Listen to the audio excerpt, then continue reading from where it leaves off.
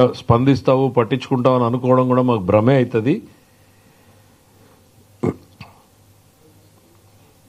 జగన్మోహన్ రెడ్డి గారు పర్యటనల ద్వారా ఏం చెప్పదలుచుకున్నారు, ఏం చేయదలుచుకున్నారు? ఆయన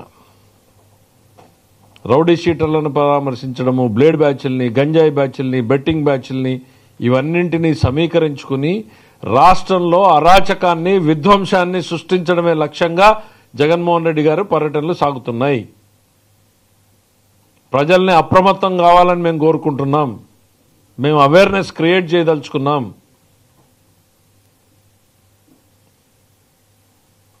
తన చుట్టూ ఒకవైపు ఓటమి భారం, మరోవైపు తనను వీడిపోతున్నటువంటి అనుచరగణం, మరోవైపు చుట్టుముడుతున్నటువంటి కేసులు, ఇంకా తన బలహీనపడిపోయి కుప్పకూలిపోతాననేటువంటి తరుణంలో ఈ రాష్ట్రంలో ఒక విధ్వంసాన్ని అరాచకాన్ని సృష్టించి దృష్టి మరల్చాలి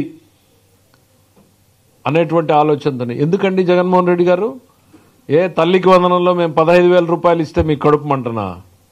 దీపం సిలిండర్లు ఇస్తే మీకు కడుపు మంటనా?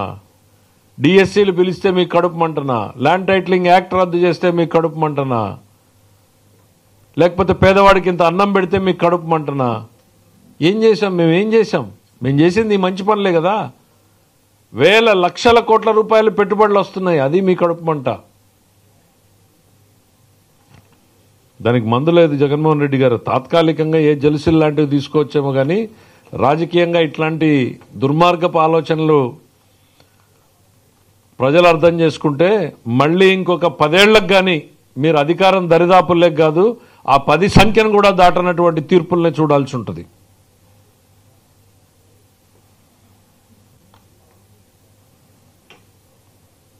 ఇంకా ఏంటి, వాళ్ళంతా అమాయకులని చాలా పెద్ద లిస్టు చెప్పాడు. వాళ్ళ మీద అక్రమ కేసులు పెట్టారు అనేటువంటిది. ఒక్కసారి గుర్తు తెచ్చుకోండి జగన్మోహన్ రెడ్డి గారు. గత 5 ఏళ్ల పాలనలో మీరు చేసినటువంటి అరాచకాలు ఏ రోజైనా ఈ రాష్ట్రం ప్రశాంతంగా ఉందా? భయం నీడన బిక్కుబిక్కుమంటూ ప్రతి ఒక్కరూ బతికేటువంటి పరిస్థితి. ఒక రాజకీయ పార్టీగా తెలుగుదేశం పార్టీ, కూటమిలోని పార్టీలు ఈ రాష్ట్రంలో పోరాటాన్ని కొనసాగించే ప్రజాస్వామ్యాన్ని నిలబెట్టడానికి ప్రజలు సరైనటువంటి నిర్ణయాన్ని తీసుకున్నారు.